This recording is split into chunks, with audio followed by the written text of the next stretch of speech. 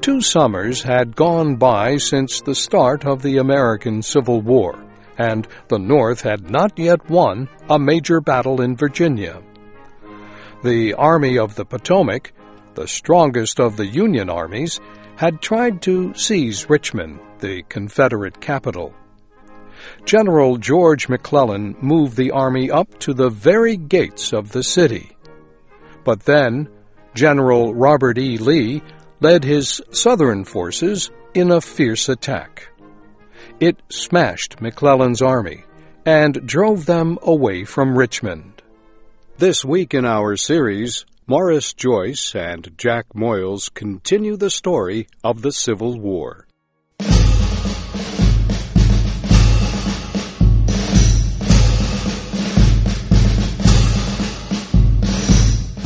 President Abraham Lincoln and his new Chief General Henry Halleck put together a new Northern force.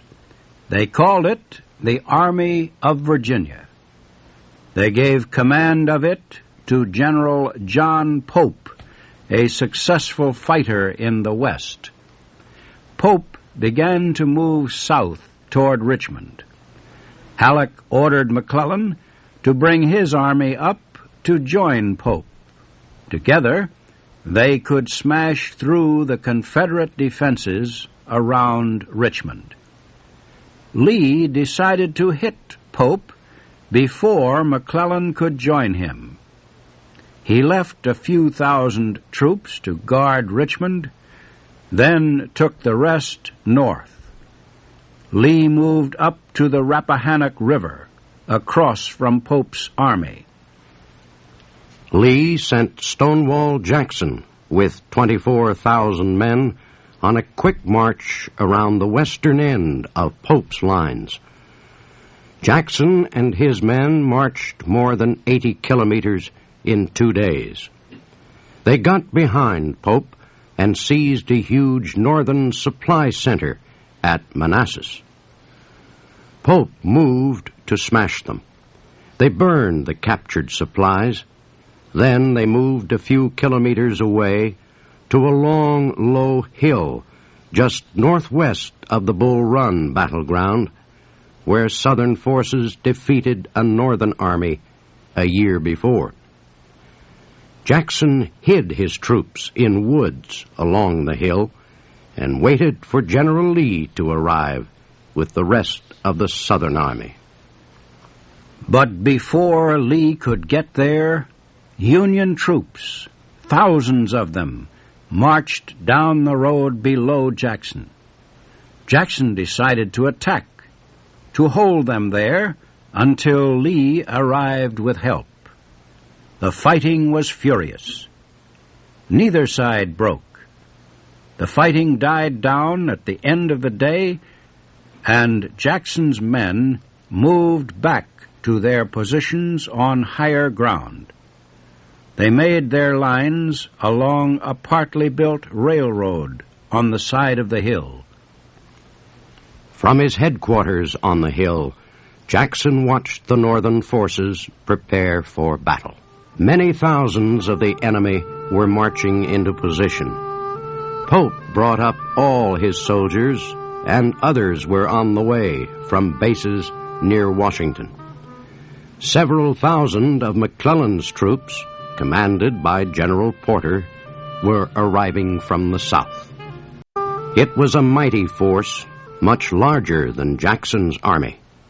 Jackson was worried. He sent an officer back to find General Lee. He sent a message. Lee must hurry. Jackson faced a big army. Pope's army was large, but it was poorly organized. The men had been rushed into position. The order to attack was given before all the troops were ready. So, the attack began slowly, and Jackson was able to fight it off. But then, more and more Northern soldiers joined the fight. The two sides struggled for hours in the hot summer sun.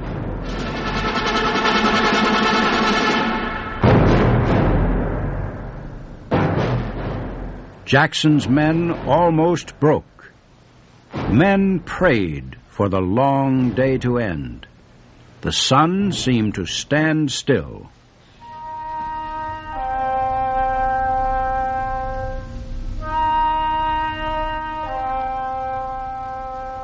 Finally, the sun went down, and the battlefield became dark.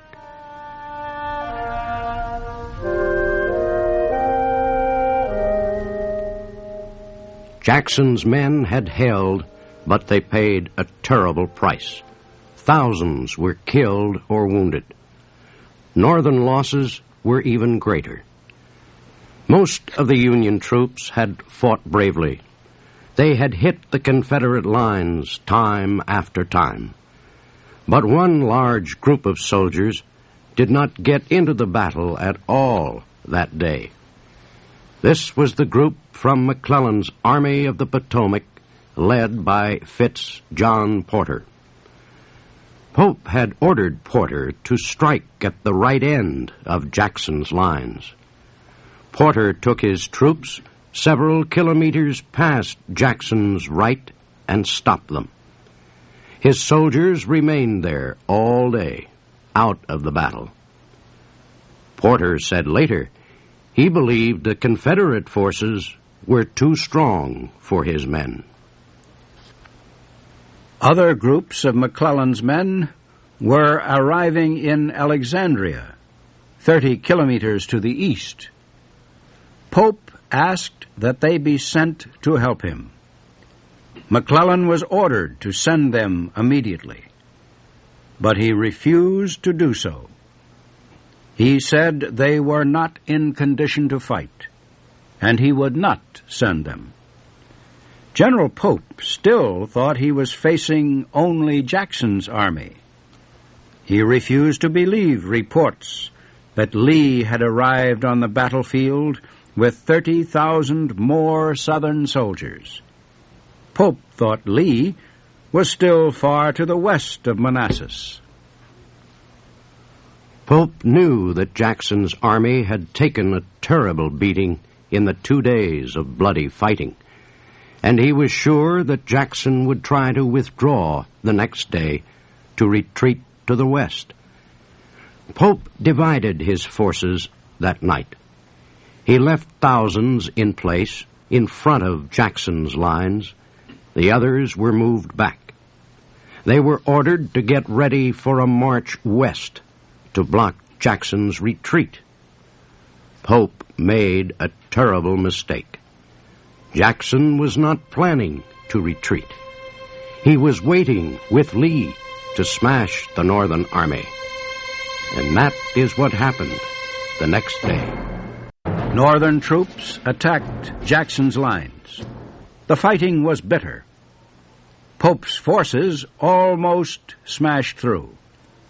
But then Lee ordered his men to move forward to help Jackson. Confederate artillery broke up the Northern attack. When the Northern troops began to retreat, Lee and Jackson attacked with all their might. Many of Pope's men were not prepared for battle. They were standing together in groups, ready for marching. They could not stop the Southern attack. The Confederates pushed Pope's army back across the old Bull Run battlefield. Near the end of the day, Northern forces succeeded in organizing a stronger defensive line. The Southern attack slowed down, then stopped. Lee sent Jackson around the north end of Pope's line to try to stop the Northern retreat. Lee did not want the defeated Union army to escape. He wanted to destroy it. But heavy rain held up Jackson's troops. They were discovered and attacked by a strong Northern force. Jackson could move no farther. He could not stop Pope's retreat to Centerville and Washington. The Northern Army escaped. But it left behind thousands and thousands of dead and wounded. Confederate doctors treated their own men, then tried to help the wounded soldiers of the other side.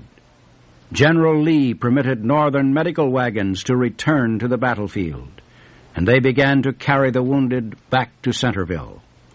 Groups of McClellan's army, arriving from Alexandria, met Pope's men in Centerville.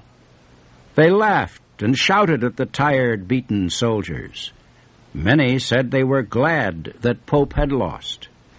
One of McClellan's generals, Samuel Sturgis, greeted Pope at Centerville.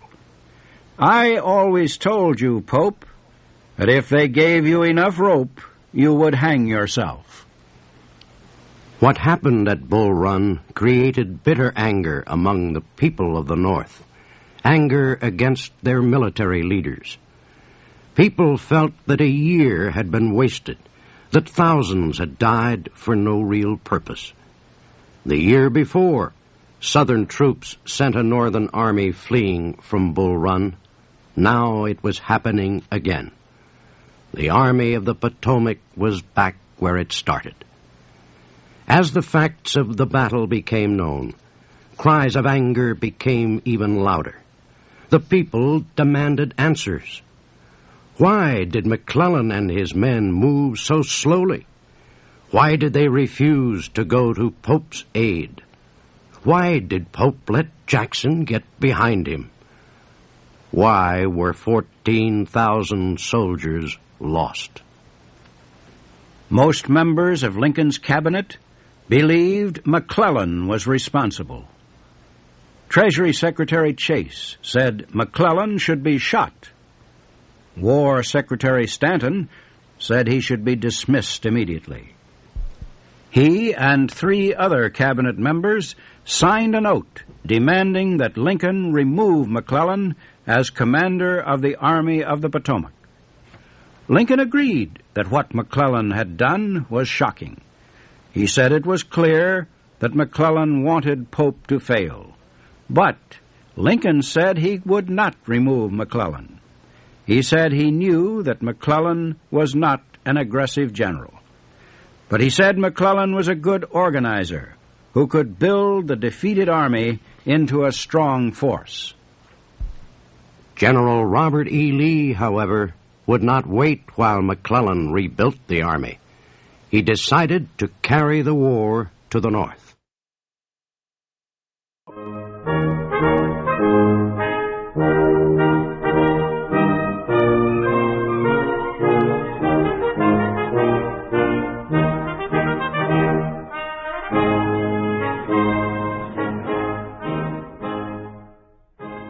Thank you for watching.